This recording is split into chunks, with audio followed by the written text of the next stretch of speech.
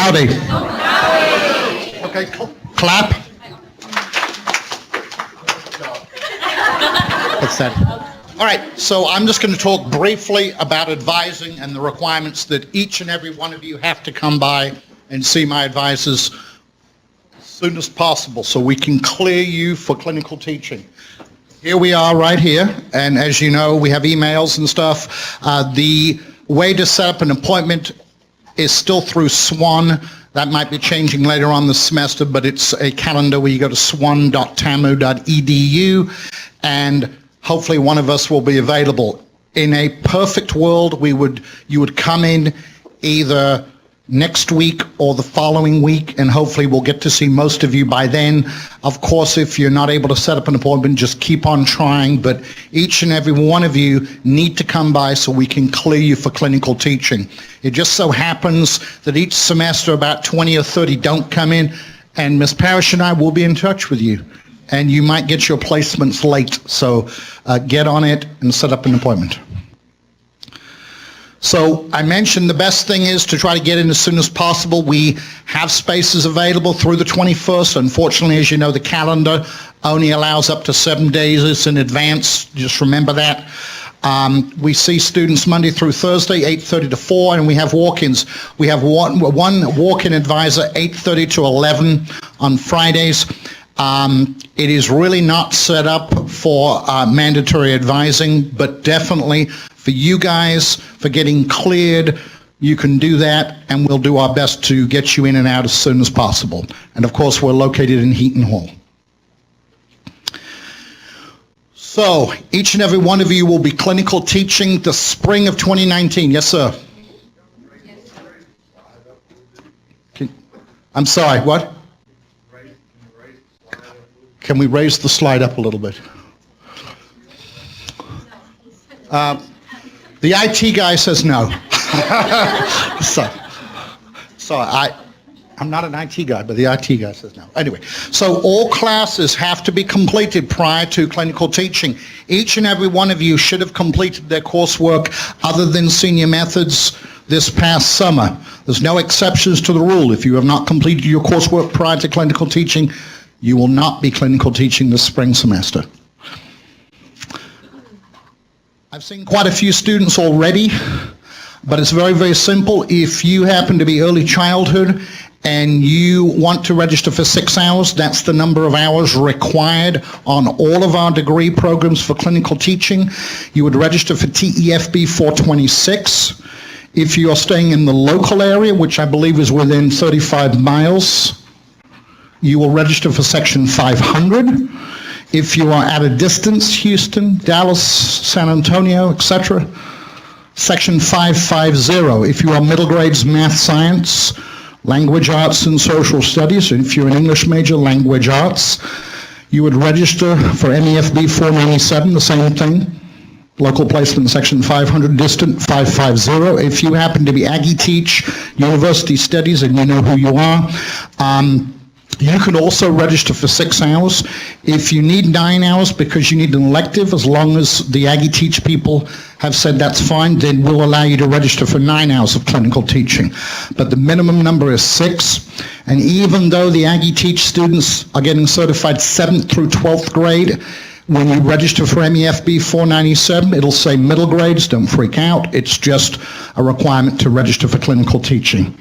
The TEAD 425, which is 12 hours, is primarily for those students who are getting some form of financial aid. When we use the word financial aid nowadays, it really incorporates everything from Pell Grants and other federal grants. It includes scholarships. It includes subsidized and unsubsidized loans. The TEAD 425 is really not for those students who are paying by cash, paying by credit card, and or receiving some form of scholarship. Generally speaking, the scholarships will pay off on just 6 hours. But if you are getting Pell Grant money, federal monies of any kind, you need a loan, you have to register for 12 hours. You will be charged for 12 hours. 6 hours of clinical teaching is approximately $2,500, give or take $100 here or there. So family members like parents will be happy about that. If it's 12 hours, you'll be charged for a full schedule, which is about $5,000 or thereabouts. We will also remind you about this when you come in to be cleared for clinical teaching. So we talked about the 6 hours. I talked about that because a lot of parents will go, is that full-time? Is that part-time? You know, and basically because it is clinical teaching, Texas A&M University sees certain things as full-time. What do they see as full-time? They see full-time students as those registering for 12 or 15 hours. They see full-time students as those who are registered for less than 12 hours but are in, for example, an approved internship. Those who are doing clinical teaching. So if you're in 6 hours, A&M sees that as full-time because it's clinical teaching and you're registered for 6 hours. The federal government does not see it as full-time, and that's why we've given you the option, which is mentioned again on that PowerPoint, to register for 12 hours. Of course, we've appreciated your hard work in your undergraduate studies. If you are interested in continuing your education now or maybe in the future, Dr. Radhika Varuru is in charge of the online Masters of Education program, which can be done, as it says, entirely and utterly online. You don't even need to be here for that. If you're interested, you can email her or you can just send an email to TLAC.ClinicalTeachingMtg, which is graduate advisor at taylor.edu.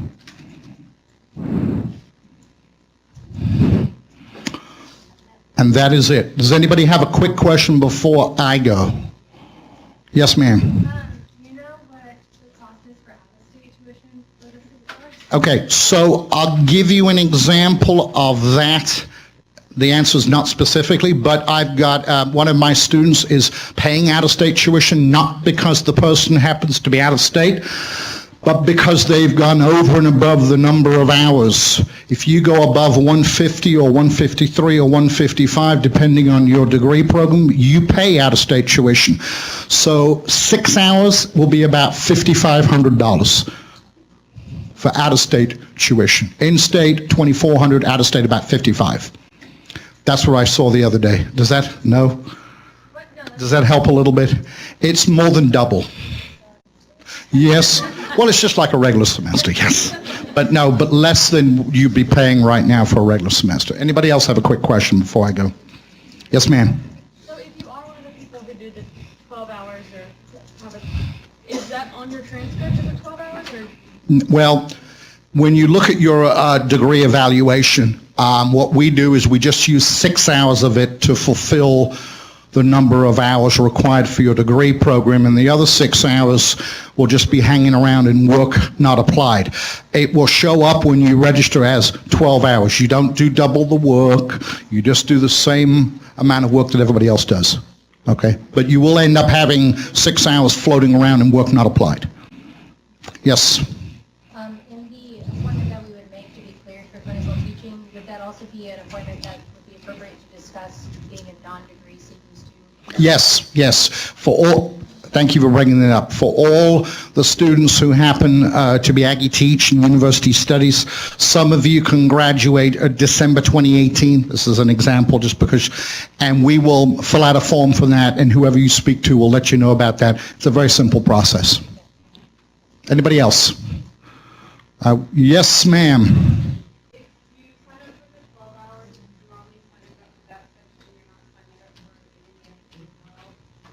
Not signing up. Yes, no, you're just signing up for that one. All righty. I wish you guys well. See you soon.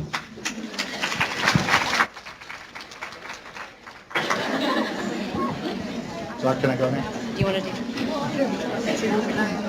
Is it the one on the right? Don't be rude on me. Howdy.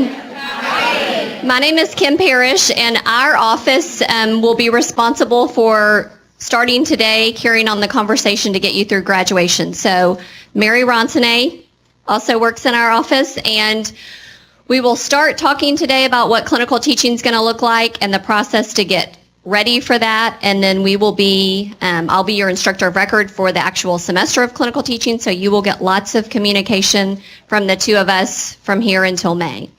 A couple of housekeeping things. This PowerPoint will be made available to you guys. It will be made available so you can go back and refer. We'll also send an email.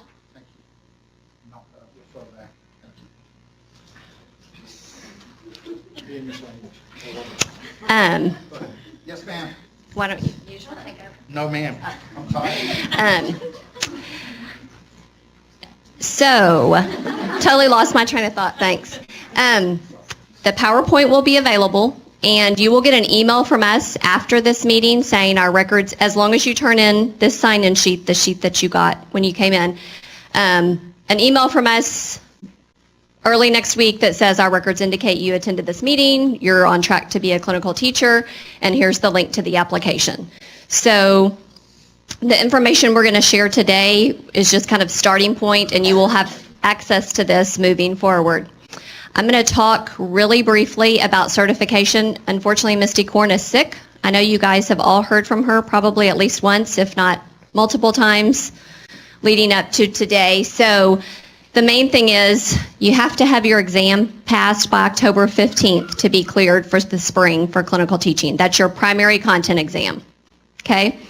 If you have not started that process, this is where you will get started on that. So make sure if you have not started. There were quite a few, I think like 66 of you guys that have not met that expectation up to this point, and you should have received an email from us this week saying this is where your status is according to our office, and acknowledge this requirement. So if you got an email from us and you have not met that expectation, make sure you get started going to this if you have not already. The testing options are changing. Pearson is taking over, so starting next week, you will have to set up a new account and start taking your test through their windows. My understanding is that there will be more options as far as every test will be a CAT test, so it'll be offered continuously. I don't know that 100%, but that's the impression we've been given. So effective next week, we will know that.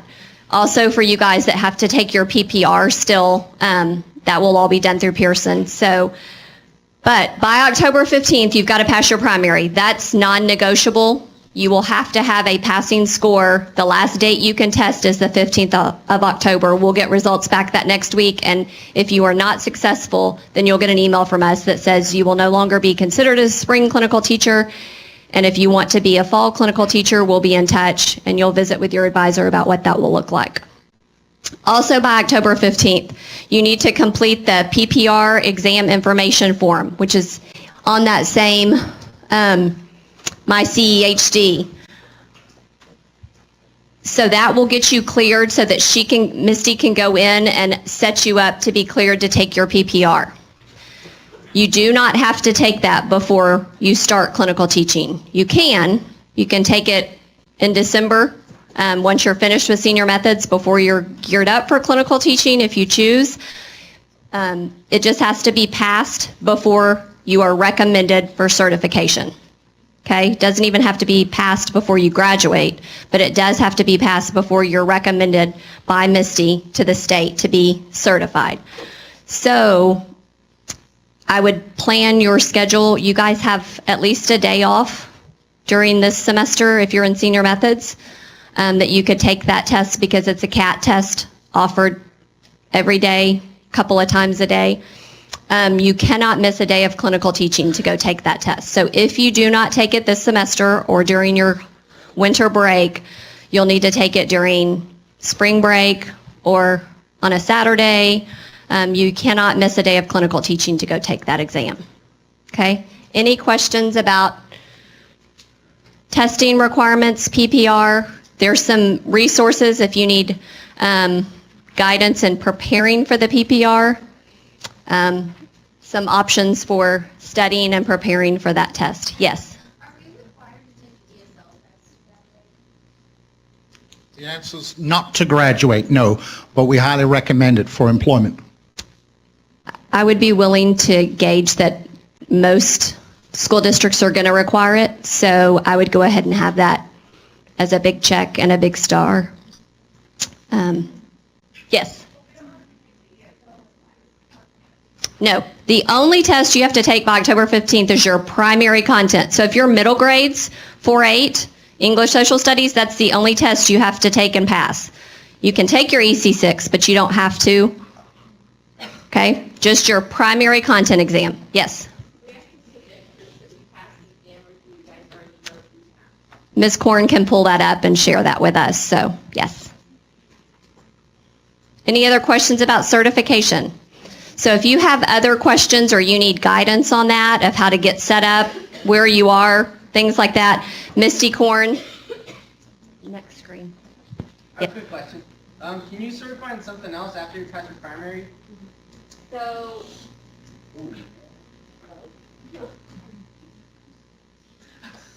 Yes. You can? no, One should. not until you graduate. Not until You after have- you graduate. So, A&M can only recommend you for certification for where we have prepared you. So if you're in middle grades, 4-8, then you can take the 4-8 test. Once you graduate, we recommend you for certification, and you are certified by the state. You can go in and do what is called exam-only certification, and you can take whatever test you want, and if you pass it, but you have to be completely certified first. Is the ESL included in that? No, that's a supplemental. Yes. Yes.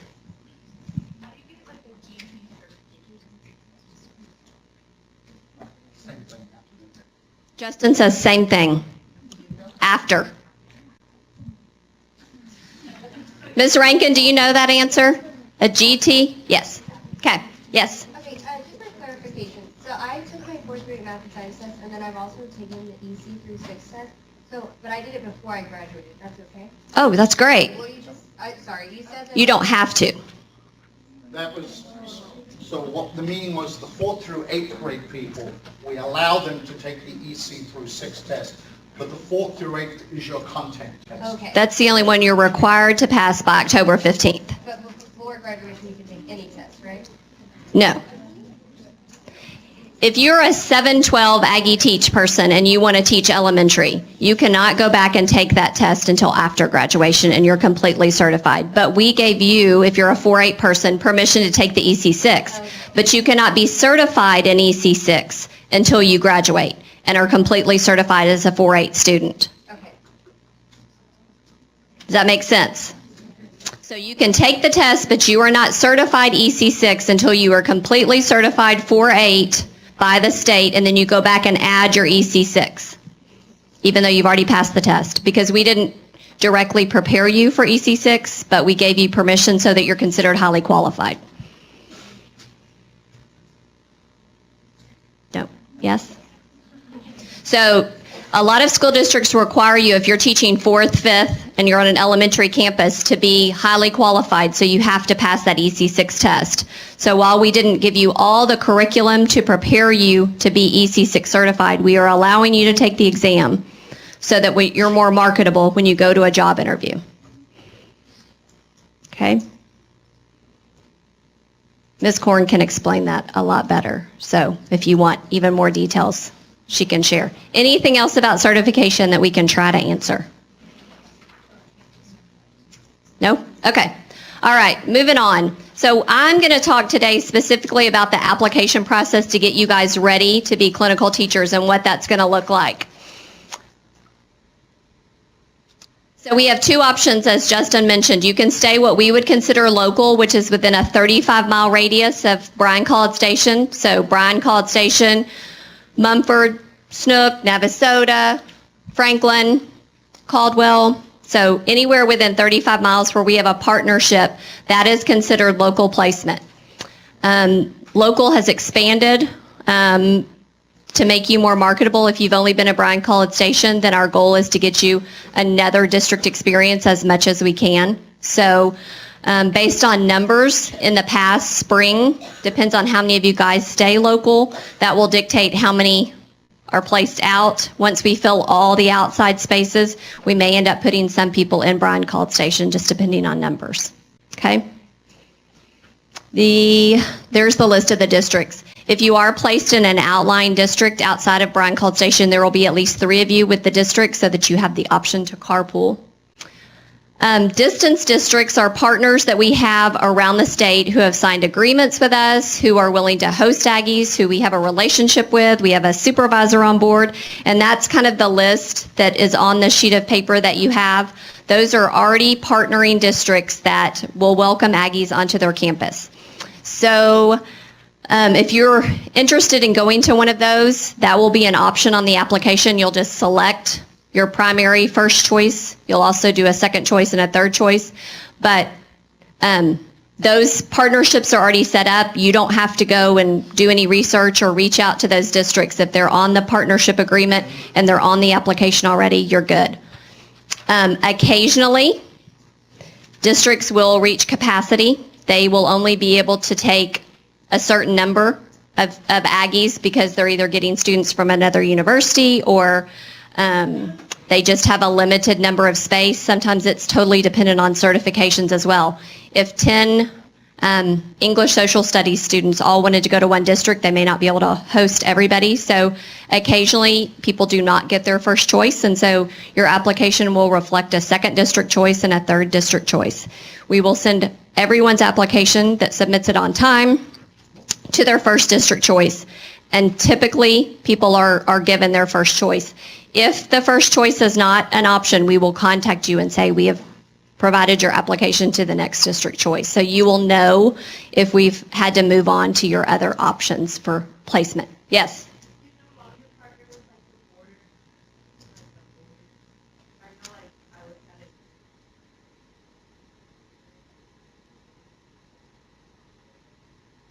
We do not currently have a partnership with them.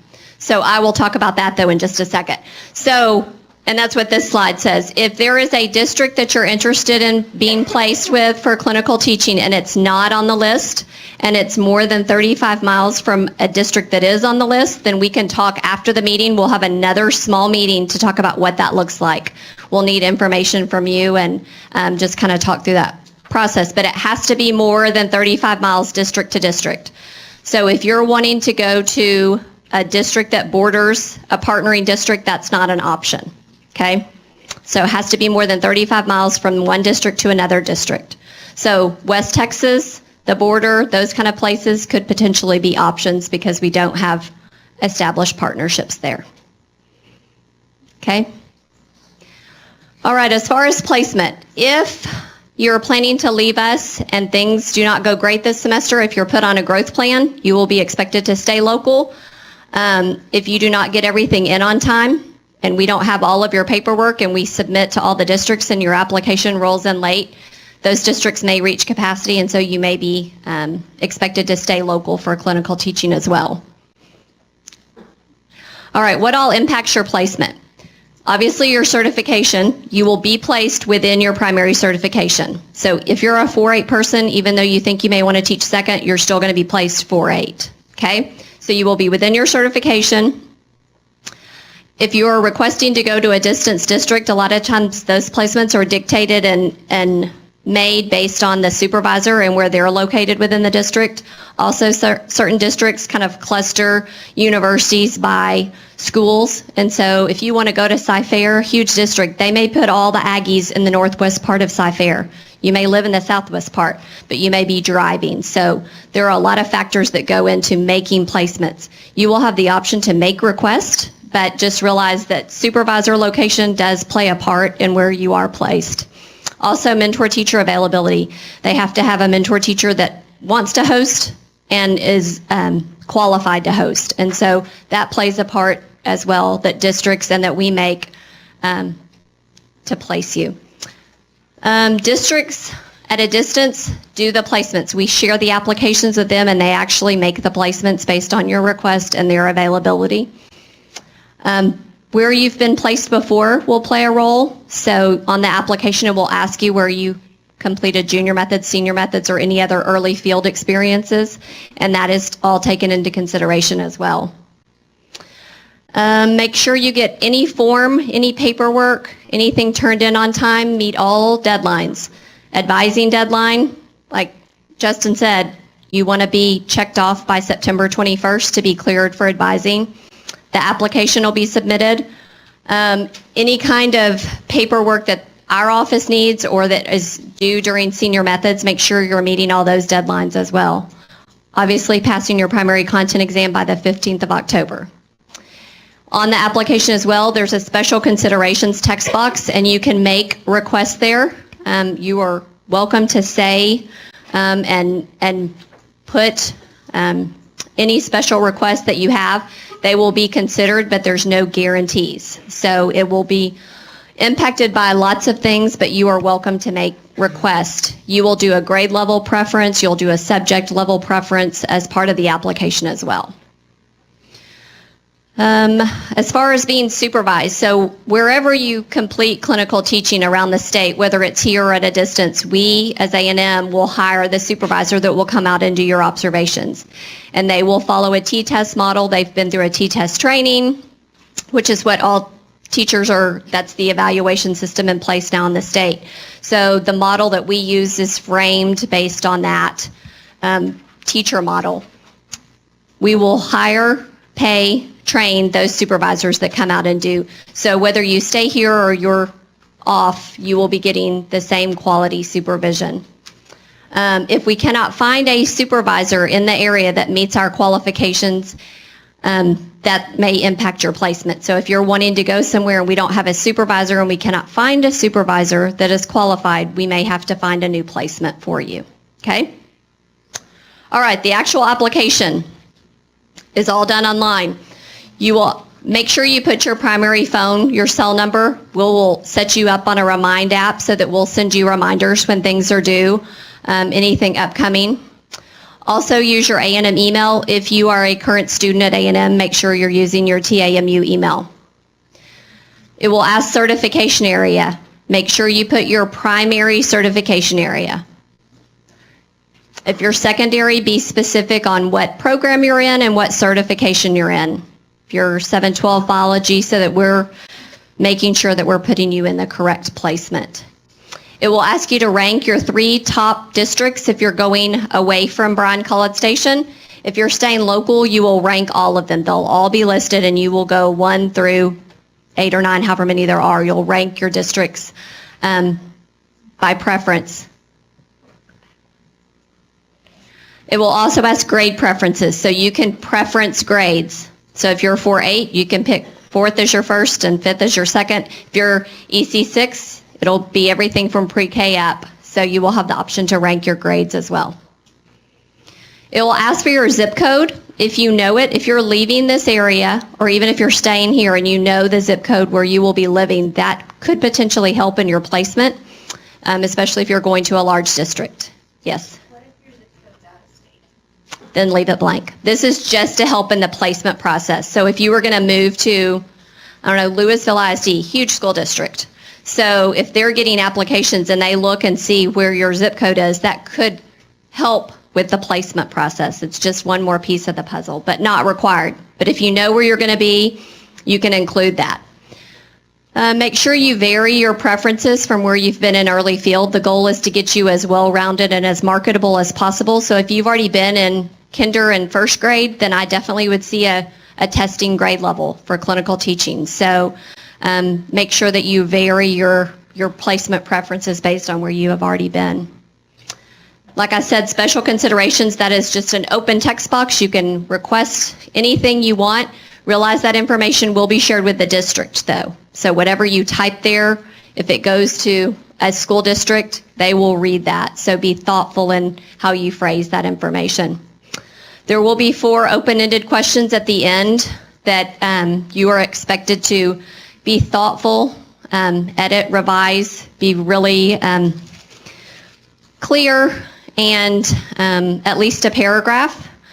That is going to be a lot of the school district's first impression of you. They're going to get this piece of paper, and that's how they're going to judge you. And so one of the questions is 3 words to describe you and elaborate.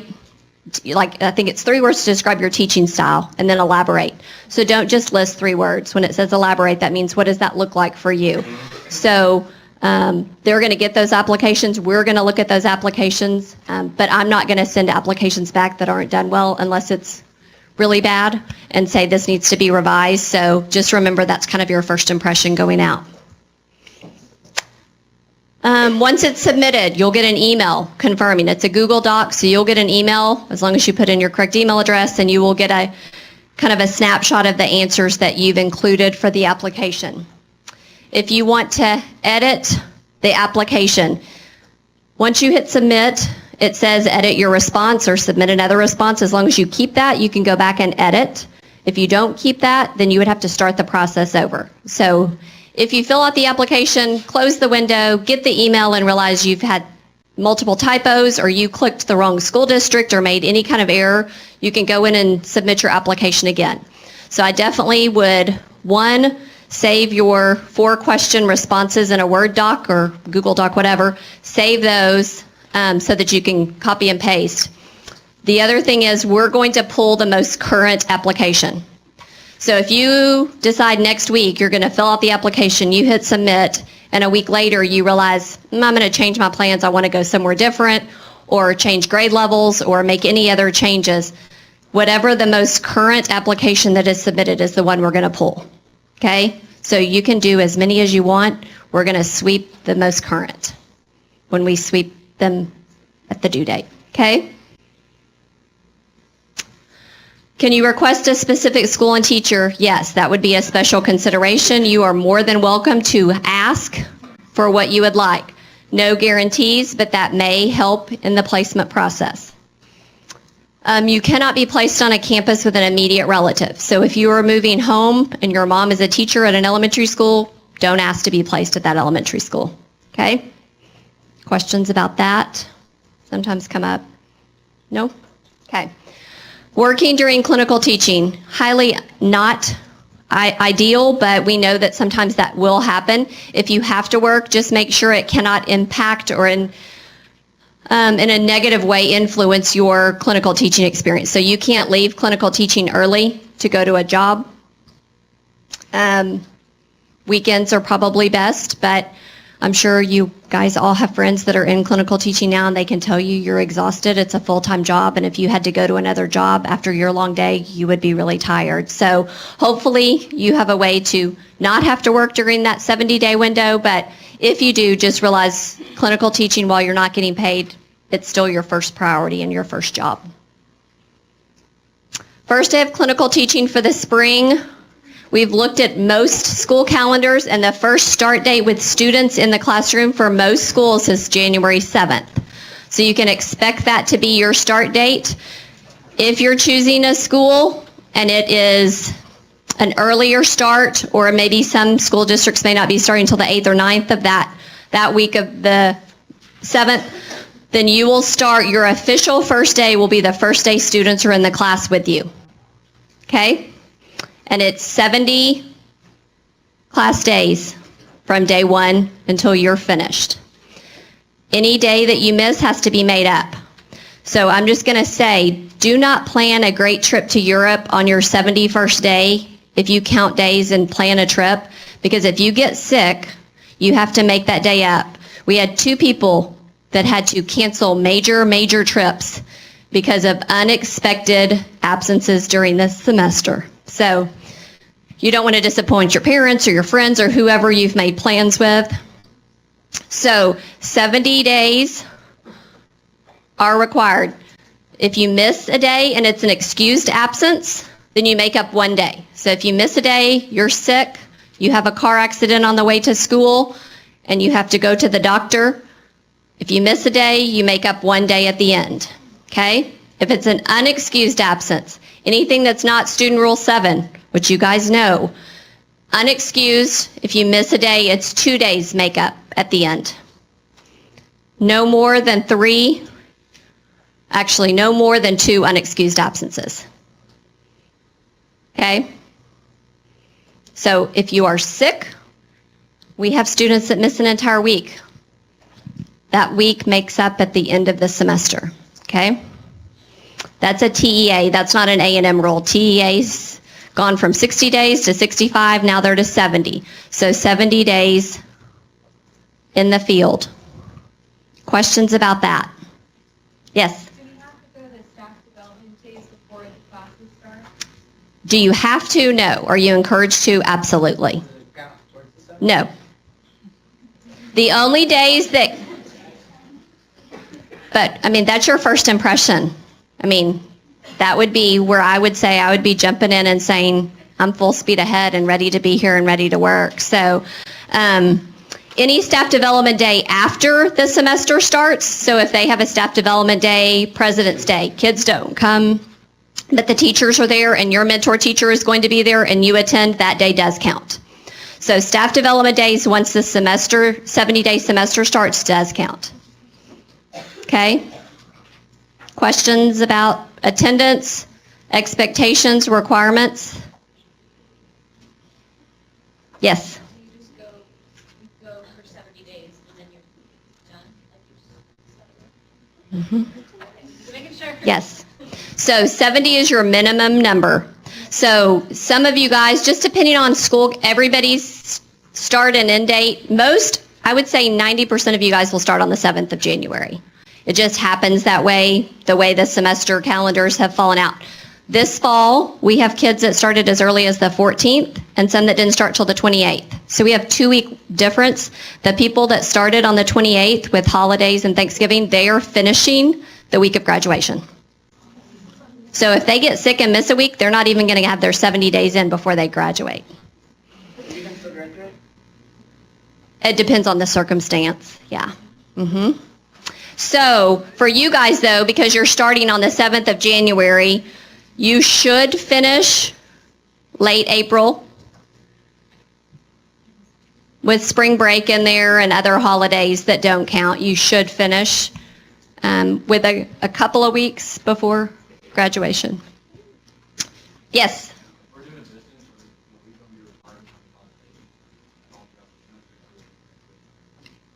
Career fair. You're required to come to career fair, which is one of the days during this semester.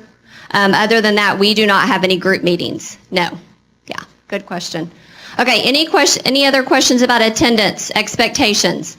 So that is a TEA policy, okay? We're just upholding the policy. You will have an attendance log that you will submit to us before you're cleared for graduation that you fill out each day. The time you get there, the time you leave, your mentor teacher will initial it. Your supervisor will sign off at the end of the semester. We have to have that documentation. Yes?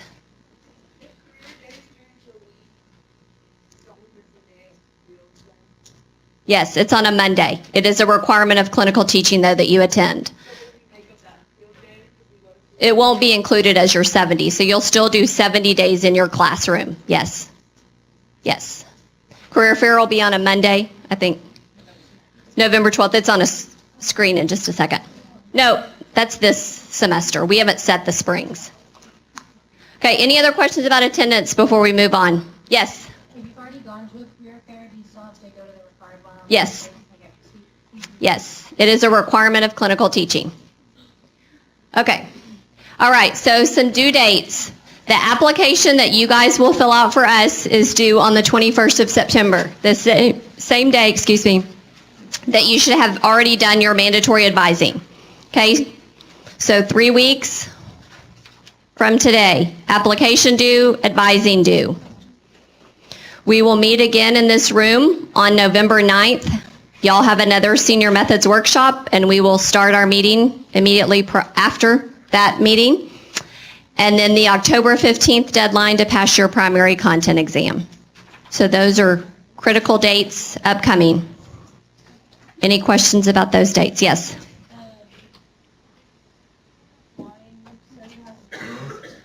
That's something totally different. Yeah. Okay, so that's the application due date. Testing due date. Advising due date. You will not be cleared and receive your placement for clinical teaching until you've attended both these meetings, been to advising, passed your exam, submitted your application, and then if the school district requires any paperwork of you. So a lot of school districts, the larger districts, have their own application for clinical teaching. So you'll fill out an application for us. We send it to Frisco ISD.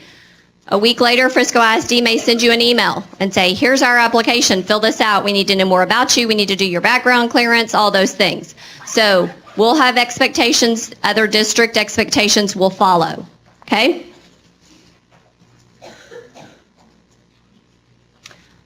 Our website is on the MyCEHD site.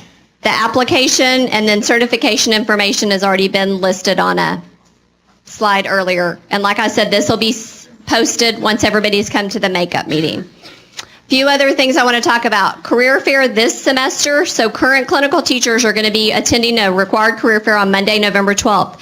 You guys are encouraged to come. It's a great opportunity to come and see what you will be coming to in the spring, to get a feel for the layout, the setup, who the recruiters are, what they're asking. Great opportunity to come and observe and participate in not in a job-seeking manner, but just getting comfortable in that environment. Yes?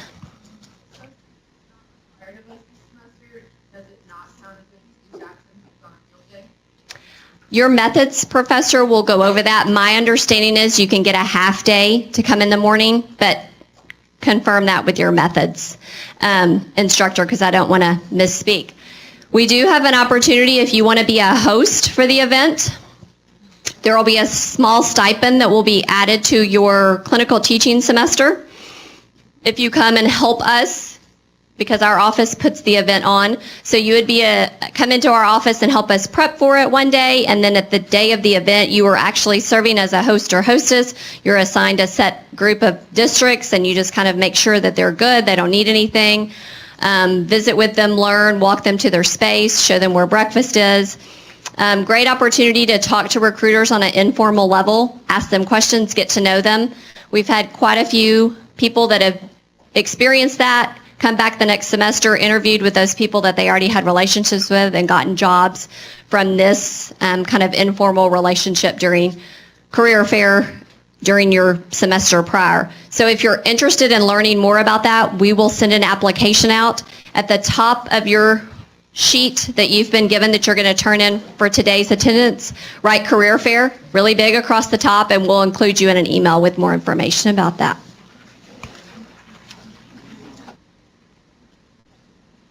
Question about career fair? Yes.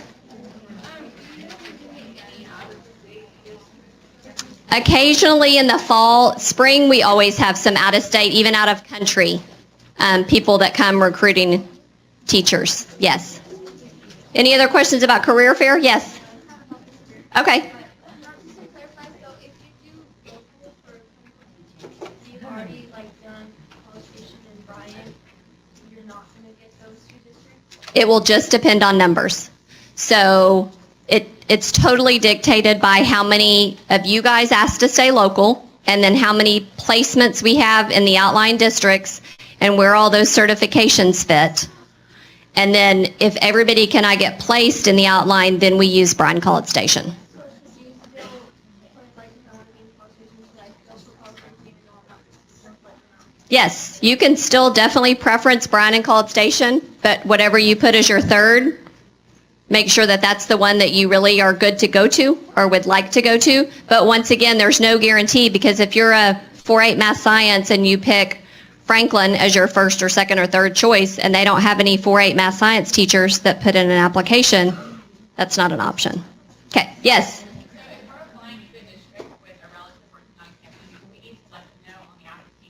On our application, we ask. It'll ask, do you have a relative, and then if so, what school? So that'll be shared with the district so they know. Yeah, good question. Yes? Can you put first and second local and third non-local? No. You're either local or distance. So if you're going to stay here, then you're going to rank all the locals. If you're leaving us, you're going to rank all the top 3 distance. Yes? Does it matter what position your family member has in the school? Like if your family member was a counselor at a high school, then Still can't be on that. You can't be on that campus. Okay. You can be in the district. You cannot be on the same campus. Just can be political. We've unfortunately had that happen. Yes? So is our first preference going to be whatever we fill out right now? No. Right. So what you're turning in today to us just gives us a guesstimate. It just helps us kind of gauge where we are with locals and distance numbers. What you actually put on the application is what we're going to look at. So today's form documents that you are here for us, lets us know about career fair, and gives us an idea of where you think you're going, but it is definitely not your final say. So your application will be your final request. Yes?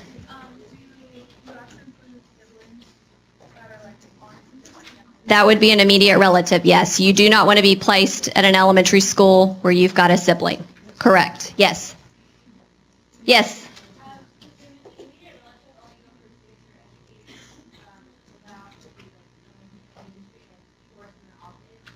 Yes, if they work on the campus, you cannot be placed there. If they're a secretary or a cafeteria worker or a teacher or a principal. Anybody that is getting paid on that campus to work, you cannot be placed on that campus with. Questions? Yes? What if they're a student there? You cannot be on the same campus if they're a relative of yours. Yeah. Any other questions about that? Okay, our office is in Heaton Hall on the opposite side of advising. So if you have questions, you're welcome to stop by our office. The easiest way is to email. You should have all received an email from Clinical Teaching about this meeting. And so once you do the application, you'll also get text from us. So any other, yes? Do you want us to wait to do the online application until we can type in all that since you have their meeting? I would, because we'll have some tidbits on that, probably just helpful information. So a couple of things. That's it? Okay, so if you are interested in being placed in a district that is not on that list, meaning it's not local, it's not one of the distance districts, and it is more than 35 miles, you need to stay. I'm going to meet with you separately. Okay? Okay, hold on just a second.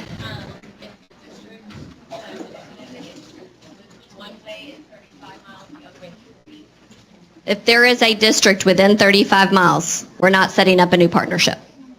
Correct. So if you live and there's a district that's within 35 miles any direction, we're not setting up a new partnership. Correct. Yes? It's district to district. So the border of the district to the next border of the district. And here's the thought behind that.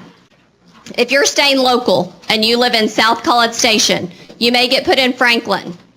District to district, A&M or Bryan ISD to Franklin is within 35 miles. You may be driving 48 miles to get there based on where you live in the actual school, but district to district is within 35 miles. Yes. Okay? So make sure that your sign-in sheet gets turned in. If you are staying for this extra meeting, hold on to your sheet so that we can talk about what else is expected of you. Okay? Email from us next week.